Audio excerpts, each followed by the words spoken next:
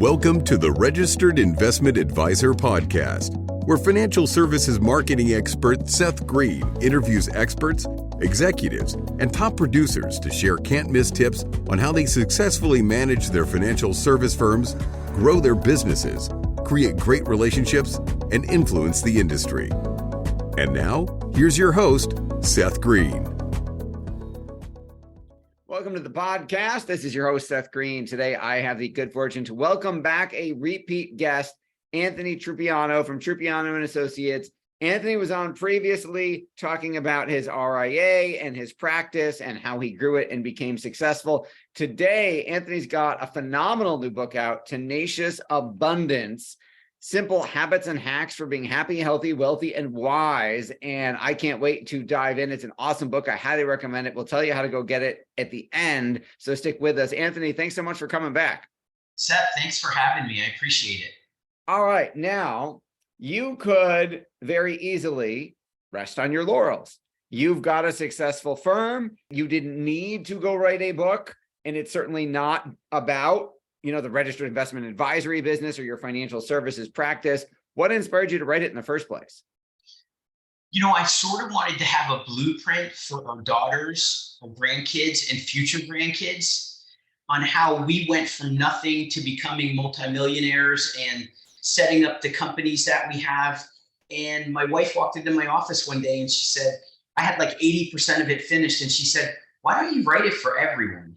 So I decided to get a publisher, and that's what I did. And I love the word tenacious, and I love abundance. And I noticed that the two biggest habits that every single successful person I've either learned from, read about, or heard on a video seems to have tenacious habits and an abundance mindset. So I thought, what a great title for the book.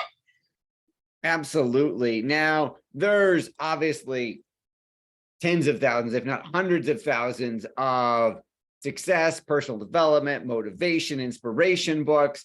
And I think one of the most famous ones of all time, certainly in my top 10, top 15, was Stephen Covey's 7 Habits of Highly Successful People. I like how you kind of said there's really 2 traits of highly successful people. We obviously want folks to go get the book, but what are those 2 traits? And why do you think those 2 are so all-encompassing, as you said in the book?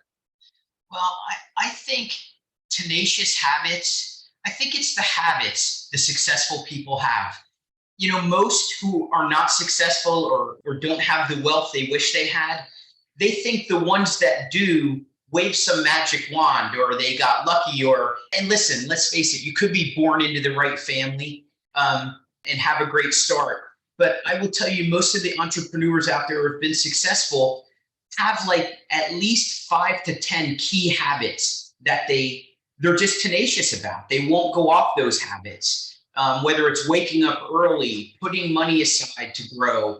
They just have these habits that they don't give up on. And then they have an abundance mindset. They think they are enough, and they have that abundance mindset that, everything's going to come to them, and they're just going to grow their business and be successful. They're not doubting themselves all the time. You are absolutely right. However, we've obviously, since the last time you've been on, we've been through some challenging, interesting times. Yes. That was COVID when we spoke last. Right. Whether it's the pandemic or the great mythical recession or the great resignation or the volatile markets or the Fed deciding to finally raise interest rates or record inflation. How do you maintain those mindsets with all of that negativity coming at you? Well, I think, one of the things I mentioned in the book is the 3 anchor system that I've used basically the last over 20 years. I've been married 32 years. My wife and I have been working together, but really about 20 years ago, I discovered that I need to control how I start my day. I need to control how I end my day. And I have to stop writing these big, long to-do lists and write a priority list. And so I make it 3 things that are most important to get done. And I always start with the toughest, finish with the easiest. If I get them done by 9 a.m., that's great. If it takes me all day, or I have to push it to the next day, I have to stick with those 3 priorities. But I think if you can wake up and control your day, and I know there's busy parents out there and people who maybe work in 2 jobs and they're going, yeah, right, Anthony. Even if you're waking up just 15, 20, 30 minutes early, write a grateful journal, write down your priorities, get your head on straight, control that piece of the day, and then how you go to sleep at night, what you're thinking about before you go to sleep, what you do before you go to sleep.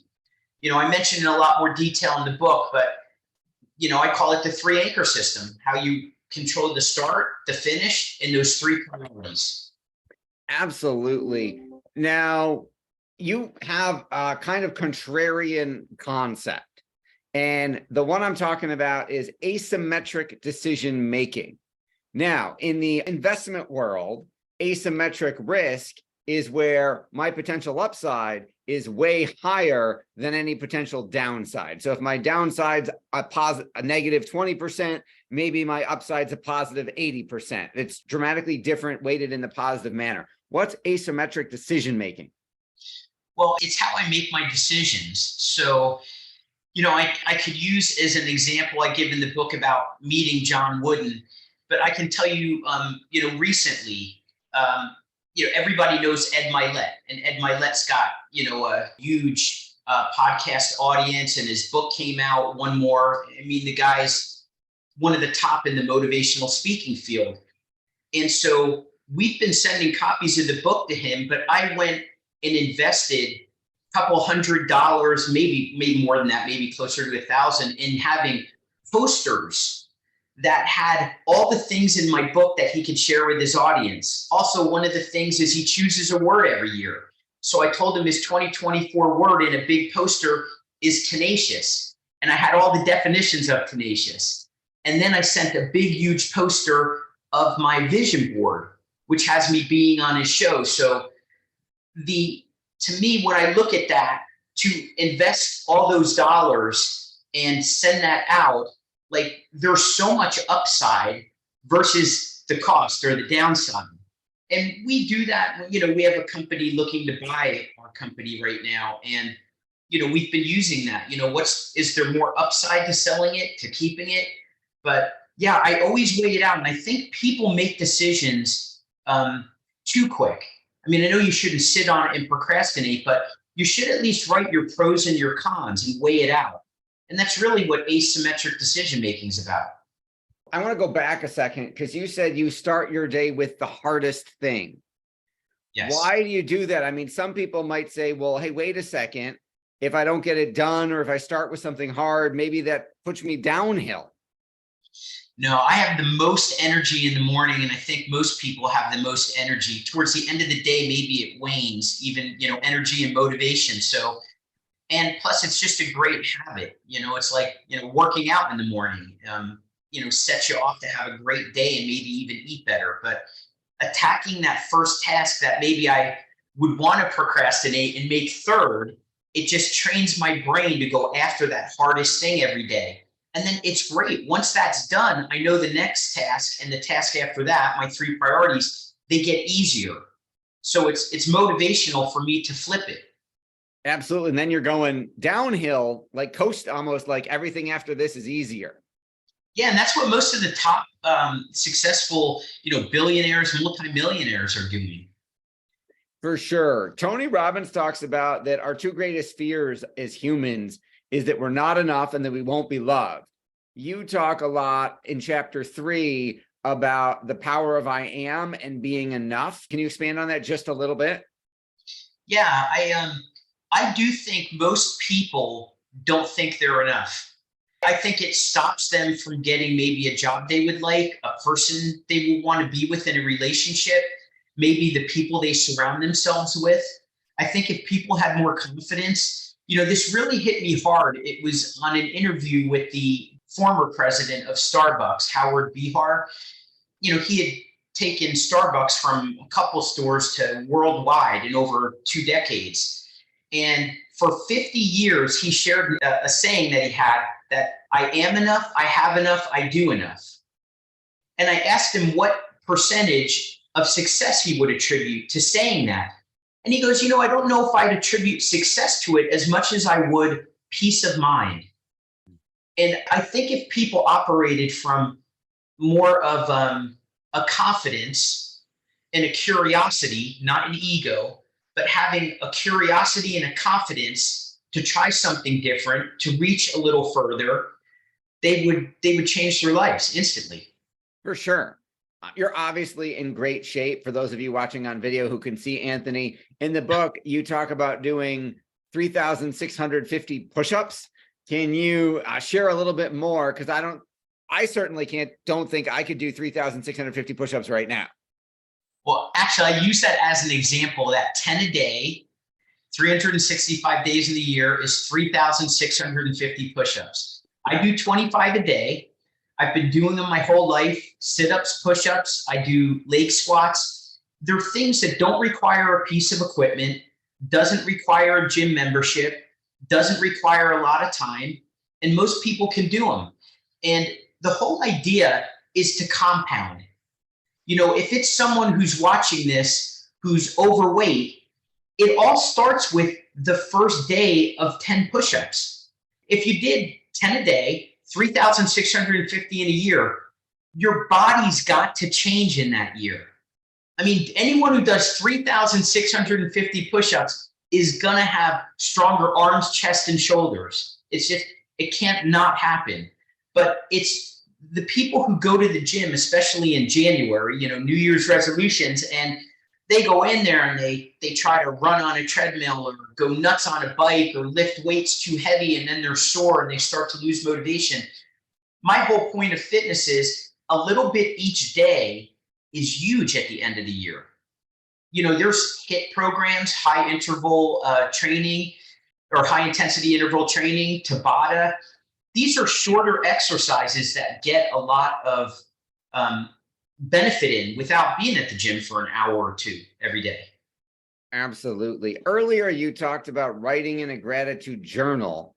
Why do you say that gratitude is more than just a daily list that you were talking about? Well, because it's impossible to be angry and grateful at the same time. It's impossible to be unhappy and grateful at the same time.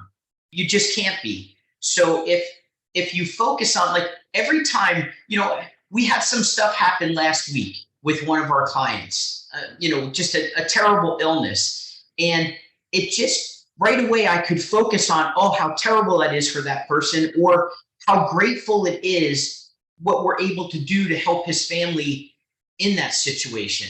So I just always go to gratitude. I mean, I just think when I open my refrigerator, I know it sounds silly, I open my refrigerator and I go, how grateful I am to have a refrigerator full of food, or a pantry. I mean, we in America live very, very well compared to the rest of the world. And I was doing some crowdsourcing many, many years ago, and I was having an Excel spreadsheet worked on by a coder in Pakistan. And I happened to tip him like $25. And the thank you note that I got back, how I could feed my family for the next 2 months, based on, it really hit home on me. And then I started doing some research just on Pakistan, and they have rolling blackouts all the time. They don't even have electricity 24/7 like we do, or running water like we do. So yeah, it's, if you're grateful, you can't be grouchy, you can't be angry, it's just a great way to be. Absolutely. Well, we're grateful that you're here sharing with us and that you wrote the book. You alluded to Ed Milet earlier, who's been on the show. You have a philosophy where you almost make like a virtual board of directors of people you've never met, but that you learn from, and then can pull upon them to get answers to the way they would ask questions. Talk a little bit about your thought leader philosophy. Yeah, so obviously, because you do a lot as well, traveling to these high-end groups and think tanks and taking, some of these online classes or seminars, it gets expensive, it gets, time consuming. And so what I started to understand is that a lot of these, who are the people I look up to in each area? Who are the thought leaders? And a lot of them have a lot of information on YouTube that you can go and check out. So what I did is I took my top thought leaders in every area, whether it be, happiness, motivation, maybe just life in general, discipline. And I went and listed them on my website, Tenacious Abundance, and everyone could go watch them for free. And they're ones that, in my personal opinion, they're my thought leaders, and they're people that I think are great and you could learn from. And you could watch one a week. You could, I'm sure there's people out there who is going to start watching one and then start buzzing through them all. I'd probably not watch more than one a day or one a week so that you can let it sink in. But people like Mike Rowe, Anthony Robbins, Coach John Wooden, Bo Eason. I mean, there's some great resources there. But yeah, I mean, why reinvent the wheel? These people have done very well in their areas, and they have great knowledge that they share. Amen to that. Well, we greatly appreciate your time. We know it's incredibly valuable. We appreciate you coming back a second time to talk about the book. Where can our viewers and our listeners go to get Tenacious Abundance? Well, they could go to our website, tenaciousabundance.com. And our book is on Amazon. I believe it's on Barnes & Noble. And they can get a copy. And the website has a lot of neat things. It has my actual vision boards and a couple of videos. When I talk about doing the 25 push-ups, sit-ups, I call it my 2-minute level up. They can see a video of that. And I appreciate you having me on and allowing me to share. Of course. This has been Seth Green with Anthony Trupiano. The book is Tenacious Abundance. Go get it at tenaciousabundance.com. Anthony, thanks again. Thank you so much, Seth. Thanks everybody for watching or listening. We will talk to you or see you next time.